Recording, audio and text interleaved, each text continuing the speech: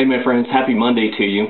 Looks like we all had a really great weekend full of activity, and I know everybody's been really busy with getting listings, doing open houses, talking to the sellers about doing price reductions in order to move some of this inventory that we have that's not really moving right now.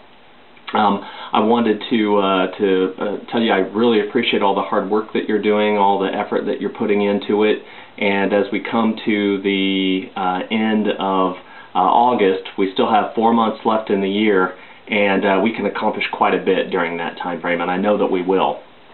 Anyway, there's not really a lot other than that to tell you, except I did want to share a story.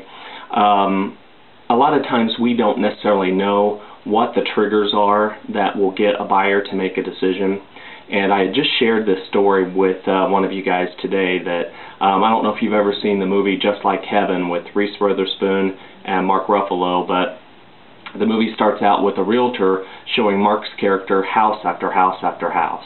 And what she doesn't realize is that with all these houses that he's turning down, he's actually been sitting in the couch of each one of them. And it's the couch at the last house that she shows him that connects with him, and he buys that house. So it's a little outlandish, but actually there are some times where there are these triggers that we don't even realize that a buyer has, whether it's something emotionally, something with nostalgia, something that connects with them that maybe that we're not seeing. And so it becomes an exercise that we can help develop a trait within ourselves of working to find out, well, what are these motivational triggers? What makes people make these decisions? And the other story I had shared with one of you was that we had a couple that we had shown multiple houses to, but on the visit where their daughter joined them, the house that the daughter really liked, they bought. Even though they didn't really like the house. They had seen it before and didn't really care for it. But they bought it, and the reason was that they bought it because she really liked it. Now we found out later their bottom line motivational reason is they really want her to move here. But it's just an example of there are these emotional and psychological triggers that sometimes we're not aware of, and we need to maybe try to really look in depth and see if we can find out those motivational levels and how we can then sell to them based on understanding those.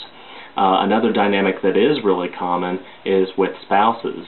One spouse may be the decision maker, and that doesn't really show up when we see them together, but in the background, when they're not with us, we don't know what kind of influence that spouse has on the other.